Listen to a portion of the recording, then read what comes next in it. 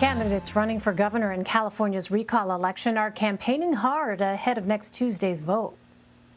We are the most regulated state in the nation, and it's a shame, and it has so affected the farming industry, especially here in the Oxnard area.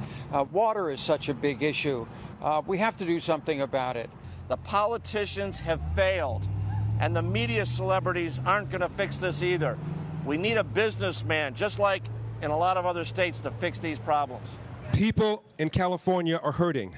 They are leaving for the very first time. This state is 170 years old. We've never had a net migration of people out of California. They are hurting.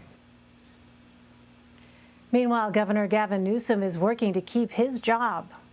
It's not just about getting out the vote. It's about turning in the ballot. It's about making the phone calls and texting. It's knocking on the doors and making sure people understand what the stakes are in this election. Tom Waite joins me now. He's a reporter for our Los Angeles station, KCBS. Hi there, Tom. Good to see you again. So I imagine things are pretty busy. What do the final days of this race look like? Yeah, very busy, and there's definitely an intensity that we see growing and growing as the days grow closer. 1 week from today, as you reported, the recall election will take place. So we were already seeing some national Democrats coming here. The president apparently will be here early next week. Would have to be on Monday, potentially Tuesday, I suppose. But we believe he'll be here on Monday. Vice President Kamala Harris will be in the Bay Area in Northern California tomorrow, campaigning with the governor. So Democrats are definitely taking this very seriously because they know there are national implications on many levels if Governor Gavin Newsom is to be recalled in this election a week from today. And Tom, I'm curious, which areas of the state are candidates actually focusing on? Well, I think what we've been reporting, and I've heard your reporting on this as well, is that this is going to be a lot about turning out the base. And for Democrats, that means getting people out in Los Angeles County, the biggest county in the country, obviously the biggest county in California. So getting out the base, that's a very important issue.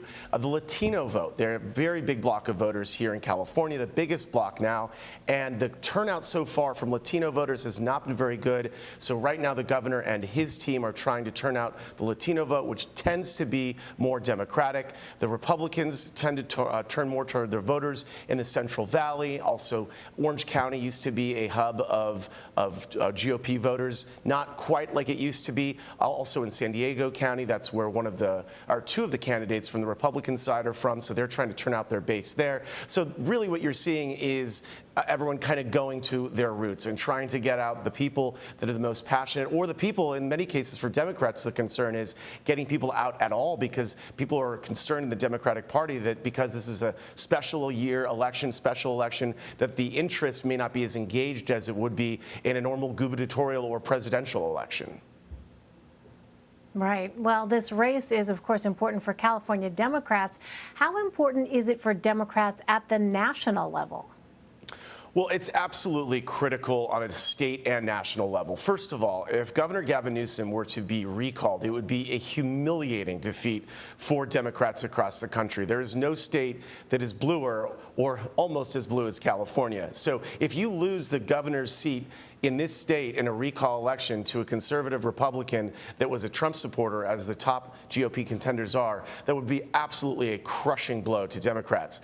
Now, that's just on a sort of a level of perception. There's another huge issue here that has national implications, and that is that we have a situation in California where Senator Feinstein is the oldest sitting senator right now. Now, there's been a lot of reporting that Democrats are concerned about her health, that she may retire before the end of her term.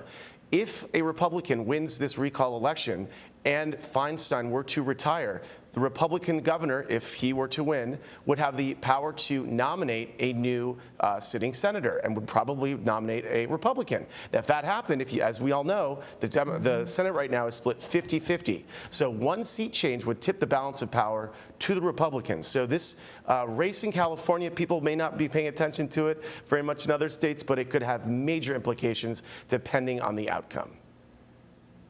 Yes, a lot of folks in Washington paying very close attention to what happens with that recall race. Tom Waite for us. Tom, thank you very much. My pleasure.